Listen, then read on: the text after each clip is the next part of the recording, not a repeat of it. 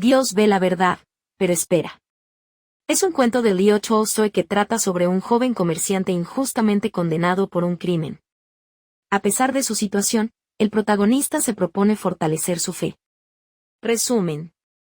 Dmitri es un joven comerciante y padre de familia que es condenado injustamente por un crimen.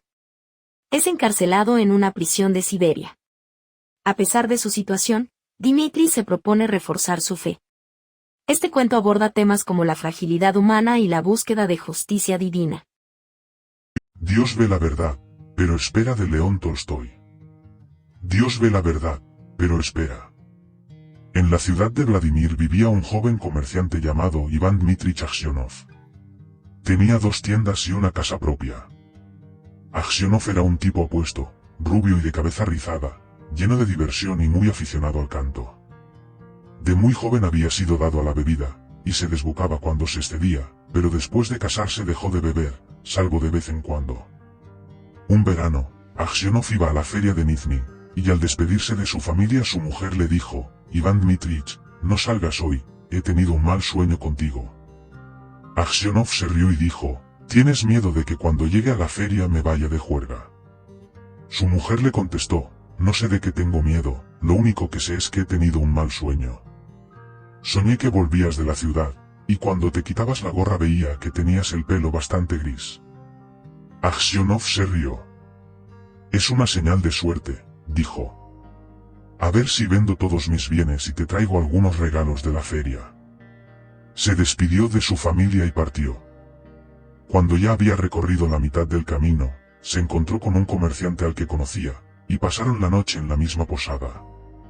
Tomaron juntos el té y se acostaron en habitaciones contiguas. Aksionov no tenía la costumbre de dormir hasta tarde, y, deseando viajar cuando todavía estaba fresco, despertó a su cochero antes del amanecer y le dijo que pusiera los caballos. Luego se dirigió al dueño de la posada, que vivía en una cabaña en la parte de atrás, pagó la cuenta y continuó su viaje. Cuando había recorrido unas 25 millas, se detuvo para dar de comer a los caballos. Aksionov descansó un rato en el pasillo de la posada, luego salió al porche, pidiendo que le calentaran un samovar. Sacó su guitarra y se puso a tocar. De repente se acercó una troika, 2, con campanas tintineantes, y se apeó un oficial, seguido de 2 soldados. Se acercó a Aksionov y comenzó a interrogarle, preguntándole quién era y de dónde venía. Aksionov le contestó con todo detalle y le dijo: ¿no quiere tomar un té conmigo? Pero el funcionario continuó interrogándolo y preguntándole: ¿dónde pasaste la noche anterior? ¿Estuviste solo o con otro comerciante? ¿Has visto al otro comerciante esta mañana? ¿Por qué dejaste la posada antes del amanecer? Aksionov se preguntó por qué le hacían todas esas preguntas, pero describió todo lo que había sucedido, y luego añadió: ¿por qué me interrogas como si fuera un ladrón o un asaltante? Estoy viajando por asuntos propios, y no hay necesidad de interrogarme. Entonces el oficial, llamando a los soldados, dijo: soy el oficial de policía de este distrito, y te interrogo porque el comerciante con el que pasaste la noche anterior ha sido encontrado degollado. Debemos registrar sus cosas. Entraron en la casa. Los soldados y el oficial de policía desataron el equipaje de Aksionov y lo registraron. De repente, el oficial sacó un cuchillo de una bolsa, gritando: ¿de quién es este cuchillo? Aksionov miró, y al ver un cuchillo manchado de sangre sacado de su bolsa, se asustó. ¿Cómo es que hay sangre en este cuchillo? Aksionov intentó responder, pero apenas pudo pronunciar una palabra, y solo tartamudeó: no lo sé, no es mío. Entonces el policía dijo: esta mañana el comerciante fue encontrado en la cama con la garganta cortada. Usted es la única persona que pudo haberlo hecho. La casa estaba cerrada por dentro y no había nadie más. Aquí está este cuchillo manchado de sangre en tu bolsa, y tu cara y tus modales te delatan. Dime cómo lo mataste y cuánto dinero robaste. Aksionov juró que no lo había hecho, que no había visto al comerciante después de que tomaran el té juntos, que no tenía más dinero que 8.000 rublos, 3, propios, y que el cuchillo no era suyo. Pero su voz estaba quebrada, su rostro pálido y temblaba de miedo como si fuera culpable. El oficial de policía ordenó a los soldados que ataran a Aksionov y lo metieran en el carro. Mientras le ataban los pies y lo metían en el carro, Aksionov se persignó y lloró. Le quitaron su dinero y sus bienes, y lo enviaron a la ciudad más cercana, donde fue encarcelado. En Vladimir se hicieron averiguaciones sobre su carácter. Los comerciantes y otros habitantes de esa ciudad dijeron que en otros tiempos solía beber y perder el tiempo, pero que era un buen hombre. Entonces llegó el juicio, se le acusó de asesinar a un comerciante de Riazán y de robarle 20.000 rublos. Su mujer estaba desesperada y no sabía qué creer. Sus hijos eran bastante pequeños, uno de ellos era un bebé de pecho. Llevándolos a todos, se dirigió a la ciudad donde su marido estaba encarcelado. Al principio no le permitieron verlo, pero, después de mucho rogar, obtuvo el permiso de los funcionarios y fue llevada hasta él. Cuando vio a su marido vestido de prisión y encadenado, encerrado con ladrones y delincuentes, se derrumbó y no volvió a recobrar el sentido durante mucho tiempo. Entonces atrajo a sus hijos hacia ella y se sentó cerca de él. Le contó las cosas de su casa y le preguntó qué le había pasado. Él se lo contó todo, y ella preguntó, ¿qué podemos hacer ahora? Debemos pedir al zar que no deje perecer a un inocente. Su mujer le dijo que había enviado una petición al zar, pero que no había sido aceptada. Aksionov no respondió, sino que se limitó a mirar abatido. Entonces su mujer le dijo, no en vano soñé que tu pelo se había vuelto gris. ¿Te acuerdas? Ese día no debiste empezar. Y pasándole los dedos por el pelo, dijo, Vania querida, dile a tu mujer la verdad, ¿no fuiste tú quien lo hizo? Así que tú también sospechas de mí, dijo Aksionov, y, escondiendo el rostro entre las manos, se puso a llorar. Entonces vino un soldado a decir que la esposa y los hijos debían marcharse, y Aksionov se despidió de su familia por última vez. Cuando se fueron, Aksionov recordó lo que se había dicho, y cuando recordó que su mujer también había sospechado de él, se dijo a sí mismo, parece que solo Dios puede conocer la verdad, solo a él debemos apelar, y solo de él esperamos misericordia. Y Aksionov no escribió más peticiones, abandonó toda esperanza, y solo rezó a Dios. Aksionov fue condenado a ser azotado y enviado a las minas. Así que fue azotado con un golpe, y cuando las heridas hechas por el golpe se curaron, fue conducido a Siberia con otros convictos. Durante 26 años Aksionov vivió como convicto en Siberia.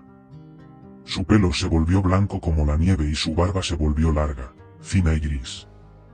Toda su alegría desapareció, se encorvó, caminaba lentamente, hablaba poco y nunca reía, pero rezaba a menudo. En la cárcel, Aksionov aprendió a hacer botas y ganó un poco de dinero, con el que compró la vida de los santos.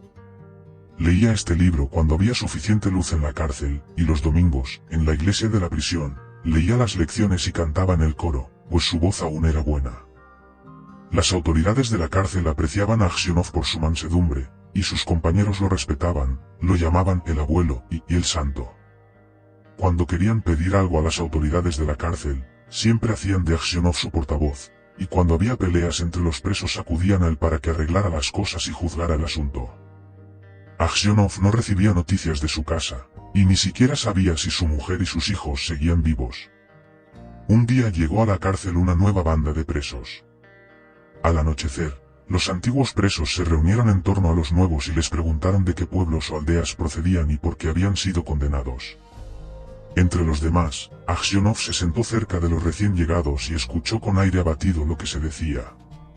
Uno de los nuevos condenados, un hombre alto y fuerte de 60 años, con una barba gris muy recortada, estaba contando a los demás por qué había sido detenido. Bueno, amigos, dijo, solo cogí un caballo que estaba atado a un trineo, y me arrestaron y me acusaron de robo. Dije que solo lo había cogido para llegar más rápido a casa, y que luego lo había soltado, además, el conductor era amigo mío. Así que dije, no pasa nada. No, dijeron, lo has robado. Pero no supieron decir cómo ni dónde lo robé. Una vez hice algo realmente malo, y debería haber venido aquí hace mucho tiempo, pero esa vez no me descubrieron. Ahora me han enviado aquí por nada en absoluto. Pero es mentira lo que te digo, ya he estado en Siberia, pero no me quedé mucho tiempo. ¿De dónde eres?, preguntó alguien. De Vladimir. Mi familia es de esa ciudad. Me llamo Makar, y también me llaman Semyonich. Aksionov levantó la cabeza y dijo, dime, Semyonich, ¿sabes algo de los comerciantes Aksionov, de Vladimir? ¿Siguen vivos? ¿Conocerlos? Por supuesto que sí. Los Aksionov son ricos, aunque su padre está en Siberia, un pecador como nosotros, parece. En cuanto a ti, abuelo, ¿cómo has llegado hasta aquí? Aksionov no quiso hablar de su desgracia. Solo suspiró y dijo, por mis pecados he estado en prisión estos 26 años. ¿Qué pecados?, preguntó Makar Semyonich. Pero Aksionov se limitó a decir, bueno, me lo habré merecido. No hubiera dicho nada más, pero sus compañeros le contaron al recién llegado cómo había llegado Aksionov a Siberia, cómo alguien había matado a un comerciante, y había puesto un cuchillo entre las cosas de Aksionov, y este había sido condenado injustamente. Cuando Makar Semyonich oyó esto, miró a Aksionov, se dio una palmada en la rodilla y exclamó, bueno, esto es maravilloso. ¿Realmente maravilloso? Pero qué viejo te has hecho, abuelo. Los demás le preguntaron por qué estaba tan sorprendido, y dónde había visto antes a Aksionov, pero Makar Semyonich no respondió. Solo dijo, es maravilloso que nos encontremos aquí, muchachos. Estas palabras hicieron que Aksionov se preguntara si este hombre sabía quién había matado al mercader, así que dijo, tal vez, Semyonich, hayas oído hablar de ese asunto, o tal vez me hayas visto antes. ¿Cómo podría evitar oírlo? El mundo está lleno de rumores. Pero fue hace mucho tiempo, y he olvidado lo que oí. ¿Quizás has oído quién mató al mercader?, preguntó Aksionov. Makar Semyonich se rió y respondió, debe haber sido él, en cuya bolsa se encontró el cuchillo. Si alguien más escondió el cuchillo allí, no es un ladrón hasta que lo pillan, como dice el refrán. ¿Cómo podría alguien poner un cuchillo en su bolsa mientras estaba debajo de su cabeza? Seguramente te habría despertado. Cuando Aksionov escuchó estas palabras, se sintió seguro de que este era el hombre que había matado al mercader. Se levantó y se fue. Toda esa noche Aksionov estuvo despierto. Se sentía terriblemente desgraciado, y en su mente surgían toda clase de imágenes. Estaba la imagen de su esposa tal como era cuando se separó de ella para ir a la feria. La veía como si estuviera presente, su rostro y sus ojos se alzaban ante él, la oía hablar y reír. Luego vio a sus hijos, muy pequeños, como eran entonces, uno con una pequeña capa, otro en el pecho de su madre. Y entonces se recordó a sí mismo como solía ser, joven y alegre. Recordó cómo se sentaba a tocar la guitarra en el porche de la posada donde fue detenido, y lo libre que había estado de preocupaciones. Vio, en su mente, el lugar donde fue azotado, el verdugo, y la gente de pie alrededor, las cadenas, los convictos, todos los 26 años de su vida en prisión, y su prematura vejez. Pensar en todo ello le hacía tan desgraciado que estaba dispuesto a suicidarse. Y todo es obra de ese villano, pensó Aksionov. Y su ira era tan grande contra Makar Semyonich que anhelaba vengarse, aunque él mismo pereciera por ello. Estuvo repitiendo oraciones toda la noche, pero no pudo conseguir la paz. Durante el día no se acercó a Makar Semyonich, ni siquiera lo miró. Así pasaron 15 días. Aksionov no podía dormir por las noches, y se sentía tan miserable que no sabía qué hacer. Una noche, mientras paseaba por la prisión, se fijó en un poco de tierra que salía rodando de debajo de una de las estanterías en las que dormían los presos. Se detuvo para ver qué era. De repente, Makar Semyonich salió sigilosamente de debajo de la estantería y miró a Aksionov con cara de miedo. Aksionov trató de pasar sin mirarlo, pero Makar le agarró la mano y le dijo que había cavado un agujero bajo la pared, deshaciéndose de la tierra metiéndola en sus botas altas, y vaciándola todos los días en el camino cuando los prisioneros eran conducidos a su trabajo. Solo tienes que quedarte callado, viejo, y también saldrás. Si hablas, me sacarán la vida a latigazos, pero antes te mataré. Aksionov temblaba de ira al mirar a su enemigo. Retiró la mano, diciendo, no tengo ningún deseo de escapar, y tú no tienes necesidad de matarme, ya me mataste hace tiempo. En cuanto a hablar de ti, puedo hacerlo o no, como Dios manda. Al día siguiente, cuando los convictos fueron conducidos a trabajar, los soldados del convoy notaron que uno u otro de los prisioneros vaciaba un poco de tierra de sus botas. Se registró la prisión y se encontró el túnel. El gobernador vino a interrogar a todos los presos para averiguar quién había cavado el agujero. Todos negaron tener conocimiento de ello. Los que lo sabían, no quisieron delatar a Makar Semyonich, sabiendo que sería azotado casi hasta la muerte. Por fin, el gobernador se dirigió a Aksionov, que sabía que era un hombre justo, y le dijo: «Eres un anciano veraz, dime, ante Dios, ¿quién ha cavado el agujero?». Makar Semyonich se quedó como si no le importara nada, mirando al gobernador y sin siquiera mirar a Aksionov.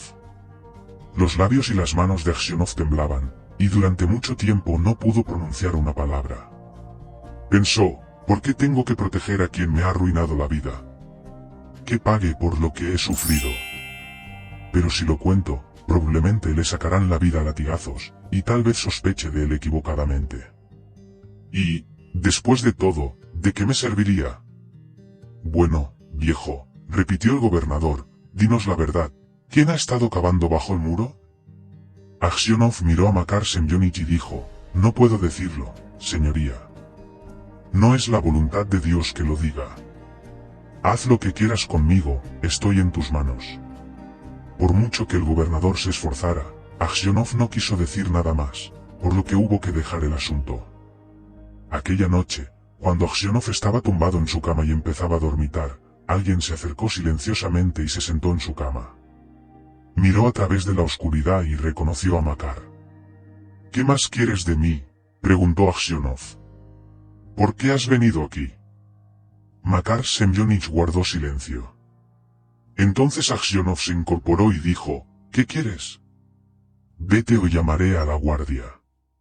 Makar Semyonich se inclinó cerca de Aksionov y susurró: «Iván Dmitrich, perdóname». «¿Por qué?», preguntó Aksionov.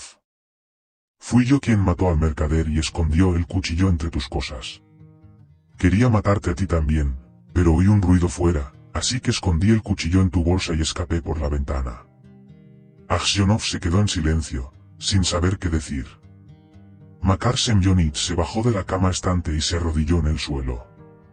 «Iván Dmitrich», dijo, «perdóname. Por el amor de Dios, perdóname. Confesaré que fui yo quien mató al mercader, y serás liberado y podrás ir a tu casa». «Es fácil para ti hablar», dijo Aksionov, «pero he sufrido por ti estos 26 años. ¿A dónde podría ir ahora? Mi mujer ha muerto y mis hijos me han olvidado. No tengo a dónde ir».